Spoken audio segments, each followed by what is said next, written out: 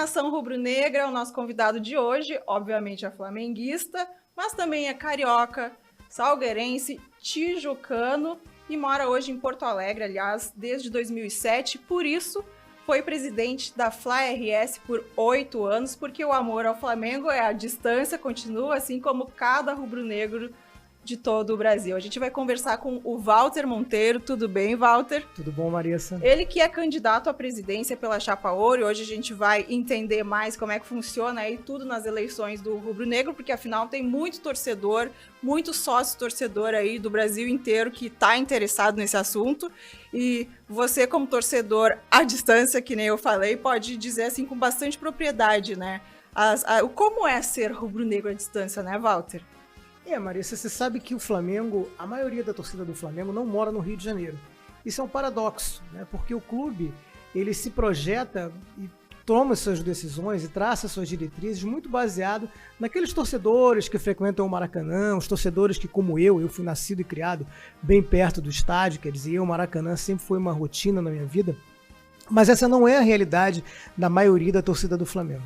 Tanto que hoje você está em Porto Alegre. Aliás, deixa eu terminar de apresentar o Walter, que é advogado também, tem 54 anos e decidiu se candidatar à presidência do Flamengo, que também é um grande desafio. A gente sabe que a diretoria atual tem muita força dentro do clube. Por que veio essa necessidade? Qual é, assim, o diferencial da candidatura da Chapa Ouro? Em primeiro lugar, tem muito a ver com essa condição que você estava comentando. O fato de ser um rubro-negro à distância. Eu, como disse, fui criado ali perto do Maracanã. O Flamengo sempre fez parte da minha vida de uma forma muito intensa. Mas desde que eu me mudei para Porto Alegre, eu percebi que falta algo na relação do Flamengo com a sua torcida. Conseguiu ter aquela empatia, né, em relação com os torcedores que estão aí distribuídos pelo Brasil. Exatamente. Então a gente tem a consciência de que o Flamengo pode e deve ser maior. Para representar esse desejo de um Flamengo maior, um Flamengo que se conecte com toda a sua nação, que gere experiências para toda a sua torcida, é que um grupo de associados e de torcedores resolveu lançar a minha candidatura e a candidatura da Cláudia. Mas fundamentalmente, e quero só frisar isso, a gente tem também, embora o Flamengo vá muito bem dentro das 4 linhas, né, o Flamengo vai muito mal fora das 4 linhas. E exatamente porque há uma crescente insatisfação de boa parte da torcida com os atos praticados pela diretoria, naquilo que não diz respeito ao futebol em si, naquilo que não diz respeito às 4 linhas, é que a gente tem uma candidatura que a gente considera uma candidatura alternativa para mostrar para a torcida do Flamengo que nós podemos ser diferentes, nós podemos ser melhores e, fundamentalmente, nós podemos ser maiores. Aliás, eu te apresentei, falei que você é advogado, a sua vice, a Cláudia Simas. O que a gente pode falar dela? Como a gente pode apresentá-la? Eu tenho uma trajetória longa aí com a Cláudia.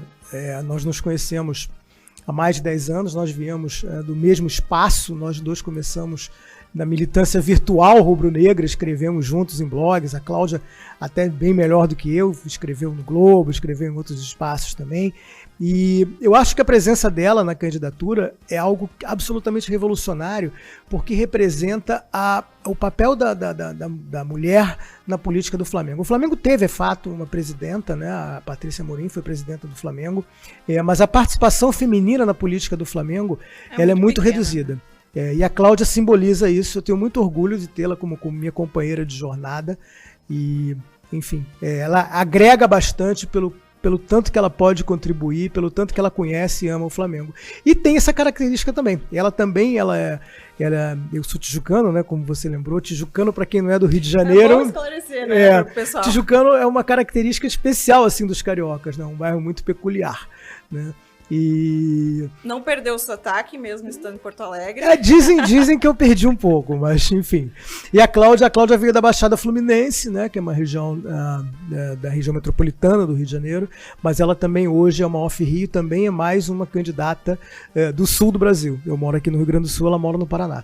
Então eu acho que é uma simbologia fantástica. É absolutamente revolucionário ter uma chapa de rubro-negros, sócios proprietários, conselheiros do clube, mas que representam a nação rubro-negra por todo o país. Não, e é interessante, né? Como é que é ser um rubro-negro especificamente no Rio Grande do Sul? Porque a gente sabe que é um estado muito bairrista, né? Como é que faz essa questão política aí? Vocês também devem querer ter novos torcedores do Flamengo aqui. A gente com tá certeza gravando, que fique claro. E aí, como é que fica? Já conseguiu aí conquistar alguns rubro-negros aí pelo Sul? Pelo Rio Grande do Sul, né? Que é mais difícil. Quando nós fundamos a Fla-RS, aqui ó, desde 2007, quando nós fundamos a Fla-RS, o primeiro jogo que eu fui assistir no velho Estádio Olímpico, nós tivemos aproximadamente 100 a 150 torcedores na nossa arquibancada. Em 2019, que foi o último ano, nós tivemos público visitante no Brasil. Todos os jogos em Porto Alegre nós tivemos lotação esgotada. Todos os jogos nós tivemos pelo menos 2.500 torcedores lá e teríamos muito mais se ingressos nos fossem vendidos. A gente sabe que o Rio Grande do Sul tem uma barreira de entrada muito grande a times de fora, mas e talvez seja realmente o único estado no Brasil onde a participação da torcida do Flamengo não é muito expressiva, mas ela vem crescendo. E fundamentalmente a gente tem um grande aliado nessa história toda, né, que é o Gabigol.